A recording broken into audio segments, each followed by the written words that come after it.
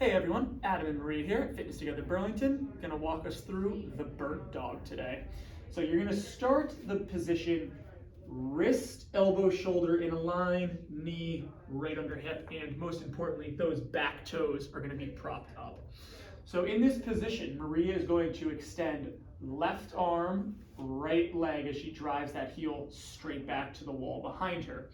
So when Maria brings that leg back, resets, we're going to notice here she drags this knee along the floor as long as she can, driving exclusively through the heel back to the wall behind her. That's going to help keep her lower back flat, not involving too much flexion or extension through the back, right? We want to keep this nice and stable. She should be telling me that she feels ab work right above the hip of the leg that is extended here. Maria's going to bring herself back, and then she's going to extend out the other side, tick-tocking left and right.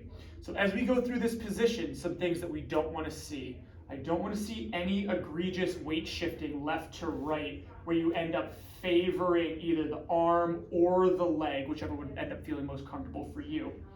If you imagine you have 25% balance on each of your 4 appendages to the floor, when you remove 2, that weight should just stay evenly distributed 50-50.